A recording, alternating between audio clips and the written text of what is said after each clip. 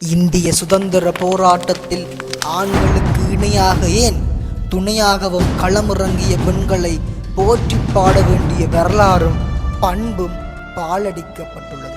யான் பிள்ளையாக இருந்தாலும் அது ஆண் பிள்ளை என்பதுதான் பழமொழி. ஆனால் அந்த யான் பிள்ளையை கூட மண்ணில் நடமாட வைப்பவள் தான் பெண். பெண் என்றால் பேயும் இறங்கும் என்பார்கள். ஆனால் நமது நாட்டில் வாழும் மனிதர்கள் பெண்ணுக்கு உரிய முக்கியத்துவமும் அங்கீகாரமும் வழங்கவில்லை என்பதற்கு வீரமங்கை வேலு நாச்சியாரே சாட்சி. 18ஆம் நூற்றாண்டில் ஆங்கிலேயருக்கு எதிராக நாட்டின் விடுதலைக்காக ஆயுதமேந்தி போராடிய முதல் பெண் வீரமங்கை வேலு நாச்சியார். ராமநாதபுரம் மாமன்னர் செல்லமுத்து சேதுபதி சங்கந்தி முத்தாத்தாளுக்கு 1730ஆம் ஆண்டு ஒரே ஒரு பெண் வாரிசாக பிறந்தவள்தான் இந்த வேலு நாச்சியார். ஆணுக்கு நிகராக ஆயுத பயிற்சி பெற்றாள். பல மொழிகள் கற்றார். பருவத்தில் அழகிற்கு அழகு சேர்த்தாள். 1746இல் சிவகங்கை மன்னர் முத்துவடுக என்னும் நாதர் வேலு நாச்சியாரை தனது மனைவியாகிக் கொண்டார்.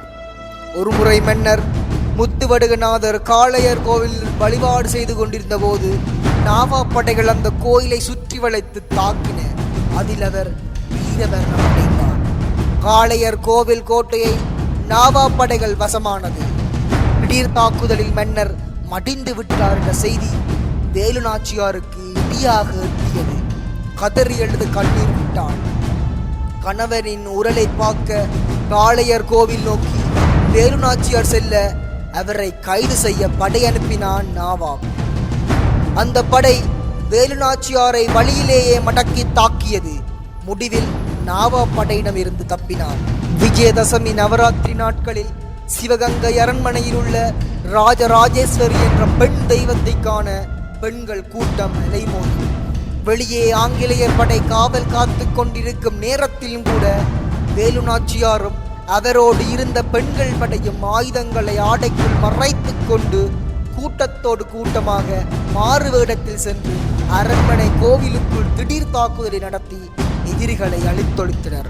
அதே போல வேலு நாச்சியாரின் படையில் குஜிலி என்ற பெண் தன் உடம்பில் தீ வைத்து வெள்ளையரின் ஆயுத கிடங்கை எரித்து ஆயுதங்களை அழித்ததை வரலாறு மிக கவனமாக பதிவு செய்துள்ளது. இவரை உலகின் முதல் மனித ஆயுதமாக கூட கருதலாம்.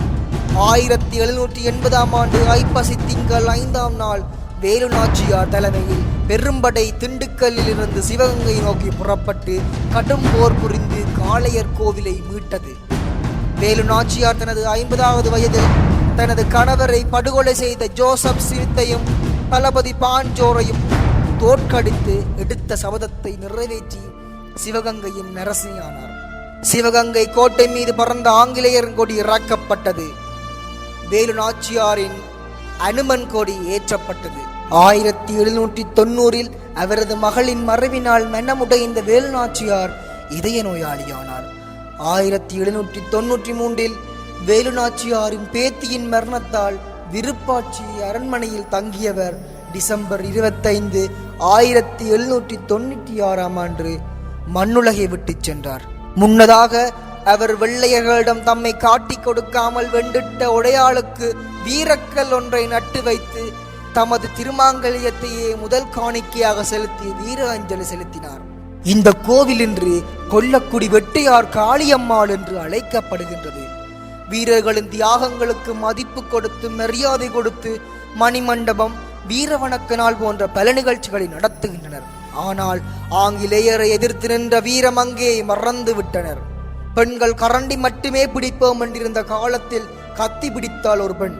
அடங்கு அல்ல அடக்க பிறந்தாள் அந்த பெண். ஆனால் வரலாற்று பக்கத்தில் அவளுக்கு ஒரு மூலையில் தான் இடமுள்ளது. இவள் போல் எத்தனை மங்கையர் வரலாறு மறைக்கப்பட்டதோ தெரியவில்லை. பெண்களின் திறமைகள் இலைமறைகாய் அல்ல, இந்த காயின் மேல் பெரிய கம்பளமே விரித்து மறைக்கப்பட்டுள்ளது. வரலாற்று பெண்களினதும் வாழ்ந்து கொண்டிருக்கும் பெண்களினதும் திறமைகளை வெளிக்கொணர்வோம்.